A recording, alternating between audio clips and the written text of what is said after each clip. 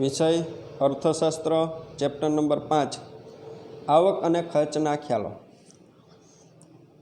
આર્થિક વિશ્લેષણમાં ખાસ કરીને પેઢીની વર્તણૂકને સમજવા ખર્ચ અને આવકના ખ્યાલો ખૂબ જ મહત્ત્વના છે। અહીંયા આ ચેપ્ટરની અંદર આપણે શું સમજવાનું છે તો કે ભાઈ ધંધાકીય એકમ છે જે વસ્તુનું ઉત્પાદન કરે છે એના માટે કેટલો એને ખર્ચ થાય છે અને કઈ રીતની એને આવક છે એ મળતી હોય છે, આ બાબત છે તેનો અહીં આપણે અભ્યાસ કરવાનો થાય છે। આ અભ્યાસ છે તેની જરૂરિયાત શું છે તો કે ભાઈ જેના આધારે પેઢીની વર્તણૂક છે તે આપણે સમજી શકીએ છીએ।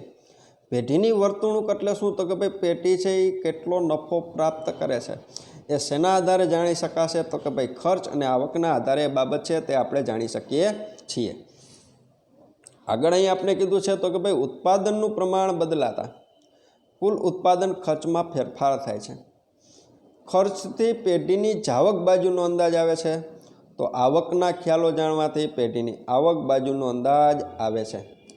અહીંયા આપણે શું કીધું છે તો કે ભાઈ ઉત્પાદનનું પ્રમાણ બદલાતા, ઉત્પાદનનું પ્રમાણ બદલવું એટલે શું તો કે ભાઈ ધંધાકીય એકમ છે એ 100 એકમોનું ઉત્પાદન કરે છે એની જગ્યાએ હવે 150 એકમોનું ઉત્પાદન કરે તો શું થશે તો કે ભાઈ ઉત્પાદન ખર્ચની અંદર ફેરફાર થશે, બરાબર છે।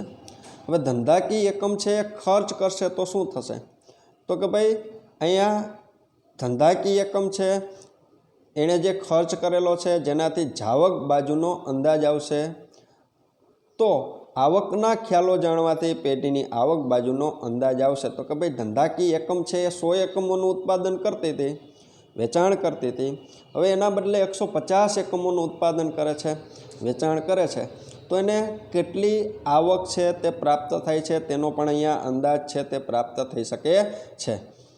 હવે અહીંયા આવક અને ખર્ચના ખ્યાલો સામાન્ય ઉત્પાદનની સપાટી નક્કી કરે છે તો કે ધંધાકીય એકમ છે એણે કેટલું ઉત્પાદન કરવું, કેટલું વેચાણ કરવું, બરાબર છે, એ બાબત છે એ શેના આધારે જાણી શકાશે તો કે આવક અને ખર્ચના ખ્યાલો દ્વારા સમજી શકાય છે। અહીં આપણે પ્રશ્ન પૂછે, શું પ્રશ્ન પૂછે તો કે આવક અને ખર્ચના ખ્યાલની જરૂરિયાત શું છે તો કે ભાઈ આવક અને ખર્ચના ખ્યાલ આપણે અભ્યાસની અંદર ઉપયોગ કરી છે તો શા માટે એનો ઉપયોગ કરવો પડે છે તો એની અંદર નંબર 1 આપને કીધો છે તો કે ભાઈ પેઢીને પોતાની વસ્તુની કિંમત નક્કી કરવામાં મદદ કરે છે।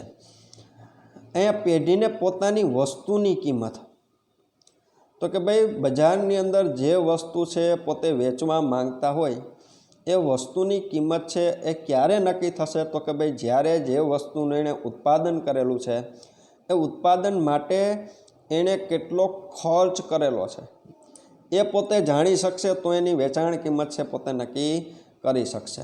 એટલા માટે આવક અને ખર્ચના ખ્યાલ છે તેનો અભ્યાસ જરૂરી છે। બીજો નંબર કીધો પેઢીને પોતાનો નફો મહત્તમ કરવામાં માર્ગદર્શન મળે છે। એ પેઢી છે એ પોતે મહત્તમ નફો કરવા માગે છે, મહત્તમ નફો એટલે કે જે નફાનું પ્રમાણ છે વધારવા માગે છે તો કે ભાઈ એણે વધુ નફો પ્રાપ્ત કરવો છે તો એનું માર્ગદર્શન એને ક્યાંથી મળશે તો કે ભાઈ આવક અને ખર્ચના ખ્યાલથી જ મળશે। ત્રીજો નંબર કીધો મહત્તમ નફાને સમજવા સીમાંત ખર્ચ ઉપયોગી છે। એ કેવા ખર્ચની વાત કરેલી છે તો કે સીમાંત ખર્ચ। સીમાંત ખર્ચ કોને કહેવાય તો કે અહીંયા પેઢી છે એ 100 એકમોનું ઉત્પાદન કરે છે, હવે પોતે 101 એકમનું ઉત્પાદન કરશે। એ 100 એકમોનું જ્યારે ઉત્પાદન થતું હતું ત્યારે ખર્ચ કેટલો થતો હતો તો કે ભાઈ 1000 રૂપિયા થતો હતો। હવે 101 વસ્તુનું ઉત્પાદન કરશે તો એને ખર્ચ છે એ કેટલો થશે તો કે 1010 રૂપિયા થશે તો કે ભાઈ વધારાનું 1 એકમનું ઉત્પાદન કરવાથી વધારાના કેટલા રૂપિયા ખર્ચાણા છે તો કે 10 રૂપિયા છે એ વધારાના ખર્ચાણા છે તો કે એ બાબત છે એ અહીંયા શું કહી શકાય છે તો કે ભાઈ એ બાબતને અહીંયા સીમાંત ખર્ચ કહી શકાય છે। ફરીથી એકવાર તો કે ધંધાકીય એકમ છે જે વસ્તુનું ઉત્પાદન કરતી હતી, કેટલું ઉત્પાદન કરતી હતી તો કે ભાઈ 100 એકમોનું, હવે કેટલું ઉત્પાદન કરે છે તો કે ભાઈ 101 એકમોનું, વધારાનું ઉત્પાદન કેટલા એકમોનું કર્યું તો કે ભાઈ 1 એકમનું। પહેલાં ખર્ચ કેટલો થતો હતો તો કે 1000 રૂપિયાનો, હવે કેટલો ખર્ચ થાય છે તો કે ભાઈ 1010 રૂપિયાનો। તો આ જે વધારાનો જે ખર્ચ એને મળ્યો છે શેના પરિણામે, તો કે ભાઈ વધારાના 1 એકમનું ઉત્પાદન કરવાથી જે વધારાનો જે ખર્ચ થયો છે એ ખર્ચને સીમાંત ખર્ચ તરીકે ઓળખવામાં આવે છે। તો કે ભાઈ સીમાંત ખર્ચ માટે આવક અને ખર્ચના ખ્યાલો છે તે ઉપયોગી થઈ શકે છે। ચોથો નંબર અહીં આપણે કીધો છે તો કે ભાઈ સીમાંત ખર્ચનો ખ્યાલ પેઢીની વર્તણૂકને સમજવામાં મદદરૂપ થાય છે। પેઢીની વર્તણૂક એટલે શું, તો કે ભાઈ અહીંયા સીમાંત ખર્ચનો ખ્યાલ, સીમાંત ખર્ચ એટલે શું કીધું હતું, તો કે ભાઈ 100 એકમોનું ઉત્પાદન કરતા હતા ત્યારે 1000 રૂપિયાનો ખર્ચ થતો હતો। હવે 101 એકમનું ઉત્પાદન કરશે તો 1010 રૂપિયાનો ખર્ચ થશે। તો એના માટે આ જે વધારાના 10 રૂપિયાનો ખર્ચ કરેલો છે એના માટે સીમાંત ખર્ચ થશે।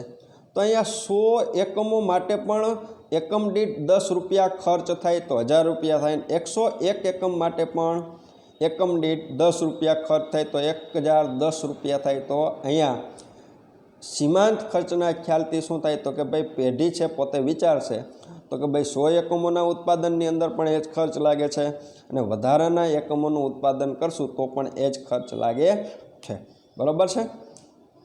નંબર 5મો કીધો છે તો કે ભાઈ પેઢી કેટલા સાધનો રોકશે, કેટલી રોજગારી આપશે, કેટલું ઉત્પાદન થશે, કેટલું રોકાણ થશે તે અંગેના નિર્ણયોમાં આવક અને ખર્ચના ખ્યાલો મહત્ત્વનો ફાળો આપે છે। તો કે ભાઈ અહીંયા ધંધાકીય એકમ છે એને મહત્તમ નફો પ્રાપ્ત કરવો છે તો એના માટે પોતે કેટલા સાધનો ધંધાની અંદર રોકશે, કેટલા વ્યક્તિને પોતે રોજગારી આપશે, ધંધાકીય એકમ છે એ કેટલું ઉત્પાદન કરશે, ધંધાકીય એકમ છે પોતે કેટલું રોકાણ કરશે। તો આવા નિર્ણયો છે એની અંદર આવક અને ખર્ચના ખ્યાલો છે ઉપયોગી બની શકે છે। છઠ્ઠો નંબર કીધો વૈકલ્પિક ખર્ચનો ખ્યાલ સાધનોના વૈકલ્પિક ઉપયોગ અને સંચાલકીય અર્થશાસ્ત્રમાં ઉપયોગી બની જાય છે। અહીં આપણે વૈકલ્પિક ખર્ચ તેનો આપણે અભ્યાસ કરવાનો થશે। કોને કહેવામાં આવે છે, તો કે ભાઈ આપણે એક જમીનનો ટુકડો લઈએ, એ જમીનના ટુકડાની અંદર જે વસ્તુનું વાવેતર કરીએ છીએ એ વસ્તુનું વાવેતર કરતાં શું થશે, તો કે ભાઈ એક જ વસ્તુનું વાવેતર કરી શકશું, અન્ય વસ્તુ છે તેનું આપણે વાવેતર કરી શકવાના નથી। તો કે અન્ય જે વસ્તુ છે તેનું આપણે વાવેતર કરી શકવાના નથી તો એની પાછળ આપણે જે આવક ગુમાવેલ છે એને કયા નામે ઓળખવામાં આવે છે, તો કે ભાઈ વૈકલ્પિક ખર્ચ તરીકે ઓળખવામાં આવે છે। તો કે ભાઈ આપણે ઉત્પાદનના જે સાધનો છે એનો કઈ રીતે ઉપયોગ કરવો અને સંચાલકો છે એ પોતે આનો કઈ રીતે ઉપયોગ કરે છે, ને ધંધાકીય એકમ છે એને કઈ રીતે નફો વધે એ માટેનો પ્રયત્ન કરે છે તે આના આધારે જાણી શકાશે। નંબર 7મો નાણાકીય ખર્ચના ખ્યાલો પૈકીના સંચાલનમાં દિશાસૂચક બને છે। નાણાકીય ખર્ચ કોને કહેવાય, તો કે ભાઈ જે ખર્ચની રજૂઆત નાણાંમાં થઈ શકતી હોય। દાખલા તરીકે જોઈએ તો આપણે 100 પેન લીધેલી છે, એની કિંમત છે એ 1000 રૂપિયા છે, તો આ જે ખર્ચ છે એને કેવો ખર્ચ કહેવામાં આવે છે, તો કે નાણાકીય ખર્ચ કહેવામાં આવે છે। તો કે ભાઈ બિન નાણાકીય ખર્ચ એટલે શું, તો કે ભાઈ આપણે પેનની ખરીદી કરવા માટે ગયા ને જે આપને થાક લાગેલો છે, બરાબર છે, જે માપી શકાતો નથી, નાણાંમાં વ્યક્ત કરી શકાતો નથી, એને બિન નાણાકીય ખર્ચ કહેવામાં આવે છે। બરાબર છે। તો કે નાણાકીય ખર્ચના ખ્યાલો પેઢીના સંચાલનમાં દિશાસૂચક બને છે, એટલા માટે આવક અને ખર્ચના ખ્યાલો છે એનો અભ્યાસ છે તે મહત્ત્વનો બની જાય છે। પછી જોઈએ તો અહીંયા ઉપરયુક્ત અને બીજા અન્ય કારણોથી પેઢીના ખર્ચ અને આવકનો અભ્યાસ કરવો જરૂરી બને છે। બરાબર, કોઈ પણ વસ્તુ કે સેવાનું ઉત્પાદન કરવા પાછળ જે રકમ વપરાય છે, જે ખર્ચ કરવામાં આવે છે તેને ઉત્પાદન ખર્ચ તરીકે ઓળખવામાં આવે છે। અહીંયા આપણે જોયું કે ભાઈ ઉપરયુક્ત અને બીજા અન્ય કારણોથી પણ પેઢીના ખર્ચ અને આવકનો અભ્યાસ છે તે જરૂરી બની જાય છે। કઈ રીતના, તો કે ભાઈ કોઈ પણ વસ્તુ કે સેવાનું ઉત્પાદન કરવા પાછળ જે ખર્ચ થાય છે, જે રકમ વપરાય છે એને જ કયા નામે ઓળખવામાં આવે છે, તો કે ભાઈ એમને ઉત્પાદન ખર્ચ તરીકે ઓળખવામાં આવે છે। તો સર્વપ્રથમ આપણે ઉત્પાદન ખર્ચના વિવિધ ખ્યાલો છે તેનો આપણે અભ્યાસ કરવાનો થશે। ક્લિયર? અગાઉનો પ્રશ્ન શું હતો તો કે ભાઈ અર્થશાસ્ત્રના અભ્યાસની અંદર આવક અને ખર્ચના ખ્યાલોનું મહત્ત્વ સમજાવો અથવા તો જરૂરિયાત જણાવો, બરાબર છે। હવે આપણે જોઈએ તો ખર્ચના વિવિધ ખ્યાલો। આ પ્રશ્ન છે એ આપને 5 માર્ક્સની અંદર પૂછી શકાય અથવા તો 3 માર્ક્સની અંદર પણ પૂછી શકાય। શું પૂછી શકાય તો કે ભાઈ ખર્ચના વિવિધ ખ્યાલોની સમજૂતી આપો, બરાબર। તો એમાં આપણે જોઈએ તો નંબર 1 આપેલો છે વાસ્તવિક ખર્ચ। કેવો ખર્ચ કીધો છે તો કે ભાઈ વાસ્તવિક ખર્ચ કહેવાય કોને તો કે ભાઈ વાસ્તવિક ખર્ચનો ખ્યાલ પ્રશિષ્ટ અર્થશાસ્ત્રીઓએ રજૂ કર્યો હતો। પ્રશિષ્ટ અર્થશાસ્ત્રીઓ એટલે કે ભાઈ પહેલાંના અર્થશાસ્ત્રીઓ છે એના દ્વારા કયો ખર્ચ કીધો છે તો કે ભાઈ વાસ્તવિક ખર્ચ છે તે રજૂ કરવામાં આવેલો હતો। તેમણે આ ખ્યાલ ઉત્પાદનના મૂળ સાધનો તો કે ભાઈ ઉત્પાદનના મૂળ સાધનો ક્યાં છે તો કે ભાઈ શ્રમ અને જમીનના સંદર્ભમાં રજૂ કર્યો હતો। કોણે તો કે ભાઈ પહેલાંના જે અર્થશાસ્ત્રીઓ હતા એણે વાસ્તવિક ખર્ચ છે એનો અભ્યાસ કરવો હતો તો એના માટે કયા સાધનોનું વર્ણન કરેલું હતું તો કે ભાઈ શ્રમ અને જમીન છે એનું અહીંયા વર્ણન કરેલું હતું। પરંતુ આધુનિક યુગમાં મૂડીરોકાણ કરનાર અને નિયોજક વર્ગની દ્રષ્ટિએ પણ આ ખ્યાલનો વિચાર કરવામાં આવેલ છે। તો કે આજના જે અર્થશાસ્ત્રીઓ છે એણે મૂડીરોકાણ કરનાર જે વ્યક્તિઓ છે જે લોકો નિયોજકો છે એની દ્રષ્ટિએ પણ આ ખ્યાલનો વિચાર છે તે કરેલો છે। તો અહીં આપને આગળ કીધું છે કે માર્શલના મત પ્રમાણે ઉત્પાદન પ્રક્રિયા સાથે સંકળાયેલા શ્રમિકો હોય, નિયોજકો હોય, મૂડીપતિ હોય કે જે માનસિક અને શારીરિક કષ્ટ ઉઠાવે છે તે વસ્તુના ઉત્પાદનનું વાસ્તવિક ખર્ચ છે। તો કે ભાઈ અહીંયા માર્શલના મતે વાસ્તવિક ખર્ચ કોને કહેવામાં આવે છે તો કે ભાઈ ઉત્પાદન પ્રક્રિયા સાથે સંકળાયેલ વ્યક્તિ કોણ છે તો કે ભાઈ શ્રમિક છે। પછી કોણ કીધું છે તો કે ભાઈ નિયોજક છે। પછી તો કે ભાઈ જે લોકોએ મૂડીનું રોકાણ કરેલું છે મૂડીપતિઓ છે। પછી જે લોકો છે શ્રમિક કાર્ય કરે છે કે જે લોકો છે મૂડીપતિ છે, જે લોકો નિયોજક છે એ જે ઉત્પાદન પ્રક્રિયા સાથે સંકળાયેલા છે ને માનસિક અને શારીરિક છે ને કષ્ટ લાગતો હોય છે। આ જે ખર્ચ છે ને આ જે કષ્ટ લાગે છે એને જ કયા નામે ઓળખવામાં આવે છે તો કે ભાઈ વાસ્તવિક ખર્ચ તરીકે ઓળખવામાં આવે છે। ક્લિયર? આગળ જોઈએ તો કે ભાઈ કોઈ વસ્તુના ઉત્પાદન કાર્ય માટે ઉત્પાદક જે નાણાં ખર્ચે છે તે જ માત્ર સાચું ઉત્પાદન ખર્ચ ગણાતું નથી। ક્લિયર? તો અહીંયા આપણે શું કીધું છે તો કે ભાઈ વાસ્તવિક ખર્ચ કોને કહેવાય તો કે ભાઈ કોઈ વસ્તુના ઉત્પાદન માટે ઉત્પાદક જે નાણાં ખર્ચે તે સાચું ખર્ચ નહોતું, એક સાચું ખર્ચ છે એ ગણાતું નથી। શા માટે નથી ગણાતું? કારણ કે અહીં આપણે અભ્યાસ શેનો કરીએ છીએ તો કે ભાઈ વાસ્તવિક ખર્ચનો કરીએ છીએ। પરંતુ ઉત્પાદન કાર્ય સાથે જોડાયેલા શ્રમિકોને જે થાક લાગે, કંટાળો લાગે, ત્રાસ લાગે, મૂડીપતિ છે એ પોતાની મૂડી વપરાશનો ત્યાગ કરીને બચત કરીને મેળવે છે, બરાબર છે। તો અહીંયા પહેલાં શ્રમિકની વાત કરેલી છે। શેના માટે તો કે ભાઈ વાસ્તવિક ખર્ચ માટે। તો કે ભાઈ ઉત્પાદન પ્રક્રિયા સાથે જે શ્રમિકો જોડાયેલા છે એને થાક લાગે, એ લોકો છે કામથી કંટાળો લાવે, એ વ્યક્તિ છે ને જે તે વ્યક્તિઓ તરફથી ત્રાસ લાગતો હોય તો એ વાસ્તવિક ખર્ચ છે। એ જ રીતના મૂડીપતિવાન લોકો છે તે પોતાની મૂડીનું રોકાણ કરશે તો કે ભાઈ પોતે રોકાણ ક્યારે કરી શકશે તો કે એણે જે કમાણી કરેલી છે એમાંથી પોતે બધા રૂપિયા છે તે વાપરતો નથી, બરાબર છે। વાપરતો નથી એટલે શું કરે છે તો કે ભાઈ બચત કરે છે। તો એ બાબત પણ એના માટે શું થશે તો કે ભાઈ વાસ્તવિક ખર્ચ થશે। અને નિયોજકને ધંધાની શું હોય તો કે ભાઈ ચિંતા હોય છે, જે જગ્યાએ નાણાંનું રોકાણ કરેલું હોય છે એની બિનસલામતી પોતે છે સેવતો હોય છે અને સાથે સાથે અનિશ્ચિતતાનો સામનો એણે કરવો પડતો હોય છે। અનિશ્ચિતતા એટલે શું તો કે ભાઈ જે નિશ્ચિત નથી એને શું કહેવામાં આવે છે તો કે અનિશ્ચિતતા કહેવામાં આવે છે। તો આ પણ એક પ્રકારનો ખર્ચ ગણવામાં આવેલો છે। કેવો ખર્ચ તો કે ભાઈ વાસ્તવિક ખર્ચ ગણવામાં આવે છે। આગળ આપણે જોઈએ તો આ બધાનો સમાવેશ વાસ્તવિક ખર્ચમાં થાય છે। અહીંયા વાસ્તવિક ખર્ચને નાણાંના સ્વરૂપમાં રજૂ કરી શકાતો નથી, તેથી વાસ્તવિક ખર્ચને બિન નાણાકીય ખર્ચ પણ કહેવામાં આવે છે. બરાબર છે. અહીંયા શા માટે? તો કે ભાઈ શ્રમિકોને લાગતો થાક, એને આવતો કંટાળો, માલિક તરફથી એને લાગતો ત્રાસ, આ બધી બાબતો છે એ માટેનો જે ખર્ચ છે એ ખર્ચનો નાણાંની અંદર ક્યાંય ઉલ્લેખ થતો નથી, એટલા માટે એને બિન નાણાકીય ખર્ચ પણ કહે છે. અહીંયા પ્રોફેસર માર્શલ જણાવે છે કે ઉત્પાદનના સાધનો આ વાસ્તવિક ખર્ચનો સામનો કરે છે, તે માટે તેમને આકર્ષવા માટે વેતન, વ્યાજ, નફાના સ્વરૂપમાં વળતર આપવામાં આવે છે. તો કે ભાઈ ઉત્પાદનના સાધનોની વાત કરેલી છે, તો કે ભાઈ આ બધા ખર્ચનો સામનો કરે છે. અહીંયા કયો ખર્ચ ગણેલો છે? તો કે ભાઈ શ્રમિકને લાગતો થાક.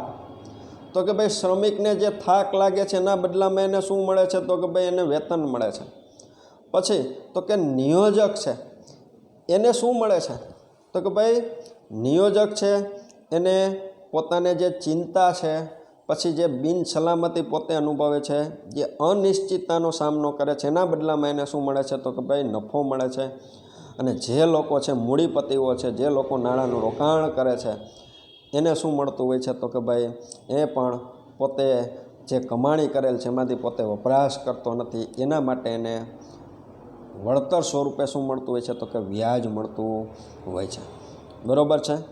અહીંયા વાસ્તવિક ખર્ચના માપનની મુશ્કેલીઓ, તો કે વાસ્તવિક ખર્ચમાં થાક, કંટાળો, કષ્ટ, ત્યાગ, ચિંતાનો સમાવેશ થાય છે, જે મનોવૈજ્ઞાનિક કે આત્મલક્ષી બાબત છે.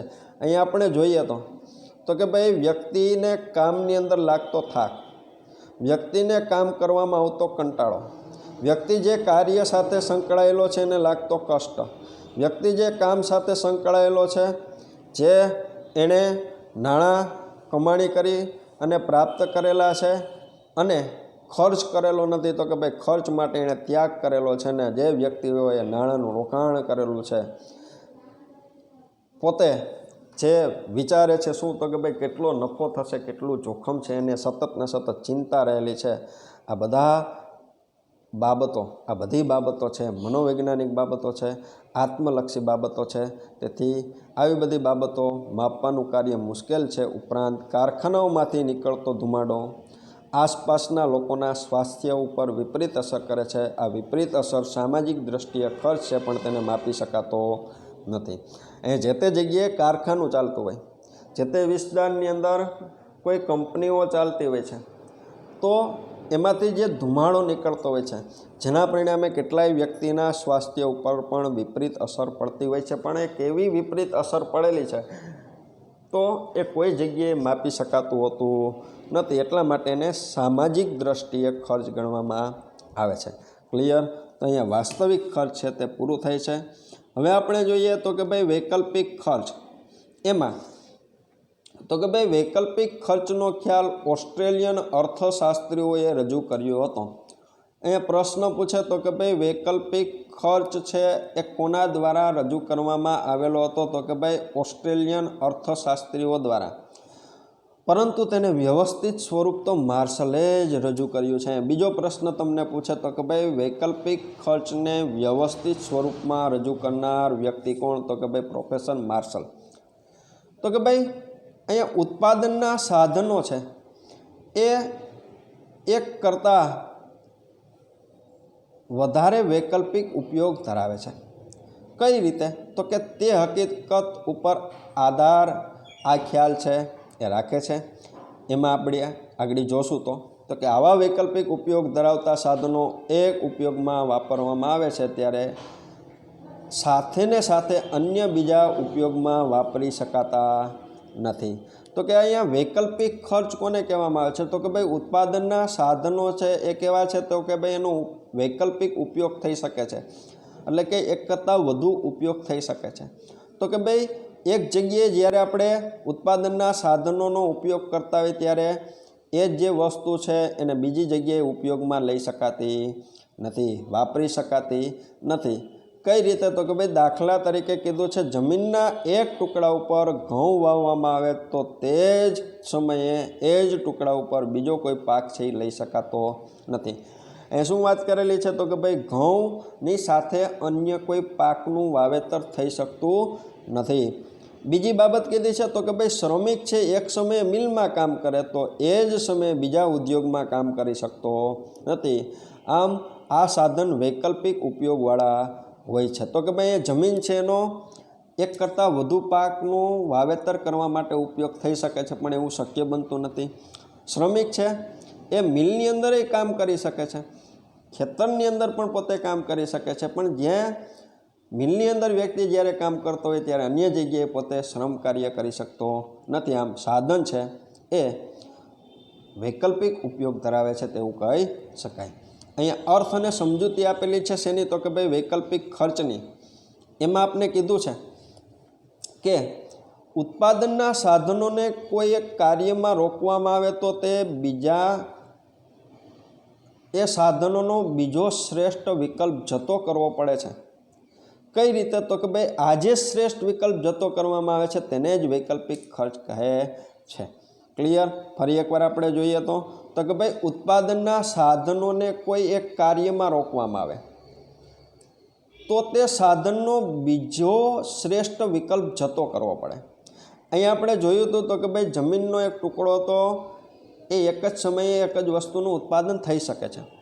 તો આપણે જે સમયે જે વસ્તુનું ઉત્પાદન કરેલું હશે તો એના માટે આપણે બીજો વિકલ્પ છે તેને જતો કરેલો હશે.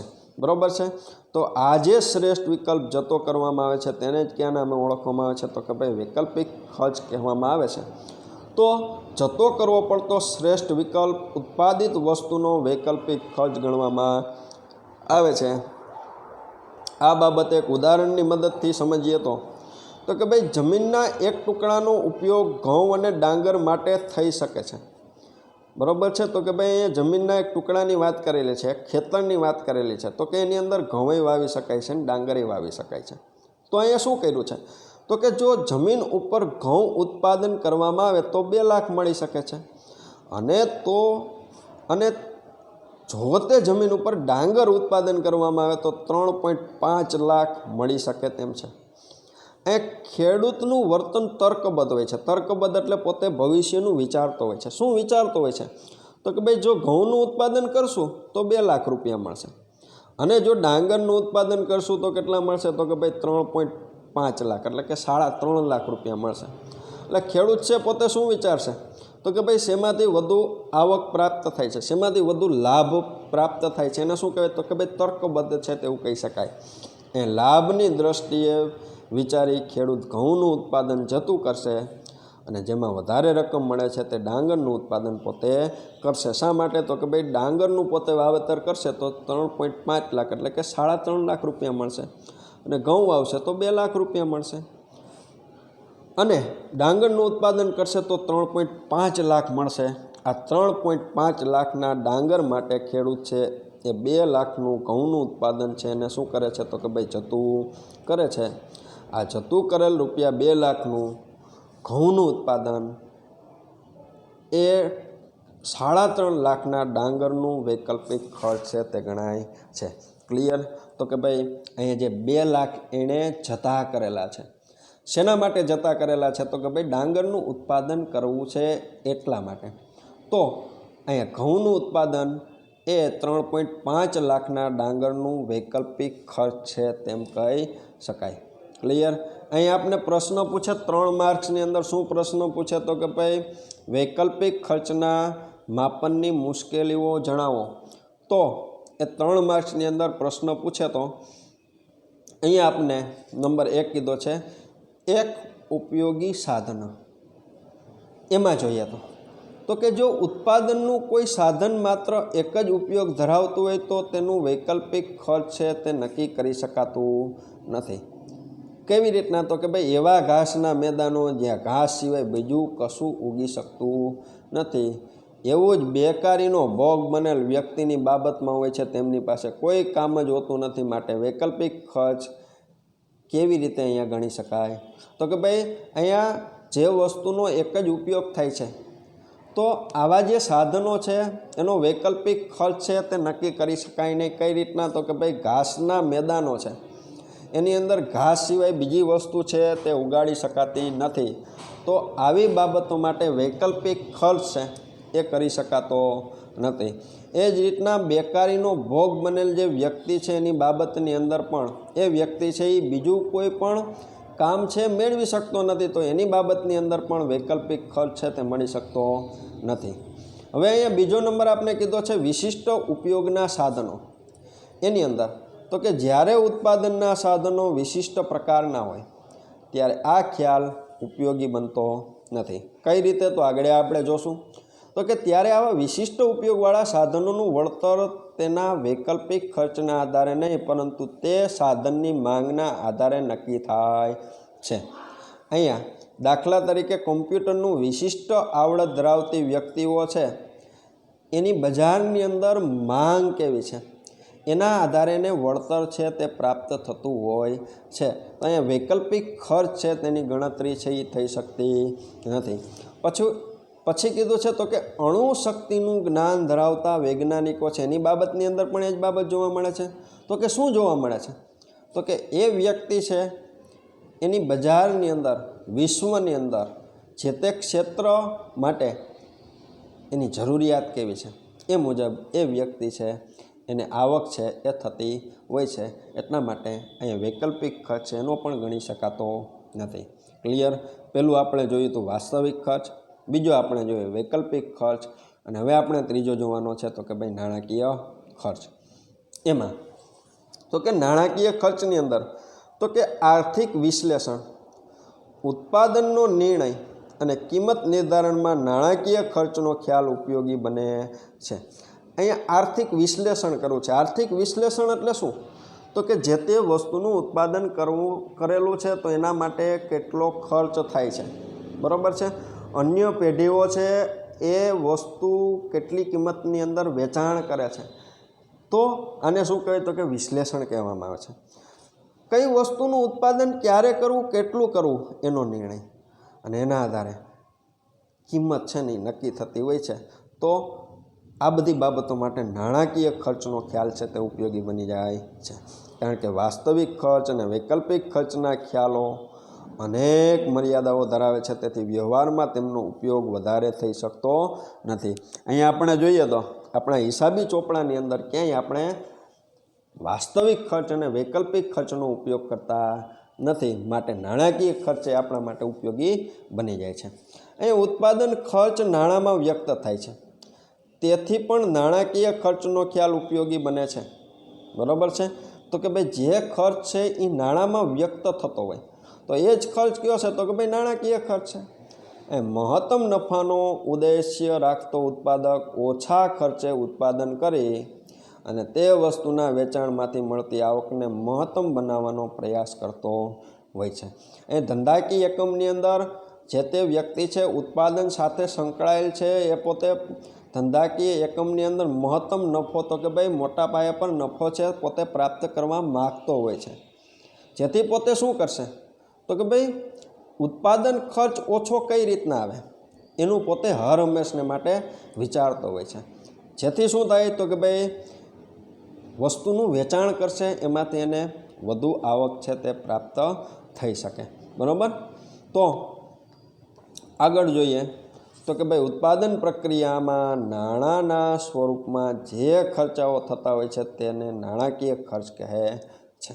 અહીં આપણે પૂછે નાણાકીય ખર્ચ કોને કહેવાય તો કે ઉત્પાદન પ્રક્રિયામાં નાણાંના સ્વરૂપમાં જે ખર્ચ રજૂ થાય તેને નાણાકીય ખર્ચ કહે છે. ઉદાહરણ સ્વરૂપે જોઈએ તો પેન બનાવતી ફેક્ટરીને 1000 એકમોનું પેનનું ઉત્પાદન કરવું છે, માટે નાણાંના સ્વરૂપમાં જે કુલ 50,000નો ખર્ચ થયો હોય તો તે 50,000 ખર્ચ છે તે કેવો ખર્ચ કહેવામાં આવે છે તો કે ભાઈ નાણાકીય ખર્ચ તરીકે ઓળખવામાં આવે છે. ક્લિયર? તો કે ભાઈ 1000 પેનનું ઉત્પાદન કર્યું છે તો એના માટે જે ખર્ચ થયો છે કેટલો તો કે ભાઈ 50,000નો, એ જ ખર્ચ છે એને ક્યાં નામે ઓળખવામાં આવે છે તો કે નાણાકીય ખર્ચ તરીકે ઓળખવામાં આવે છે.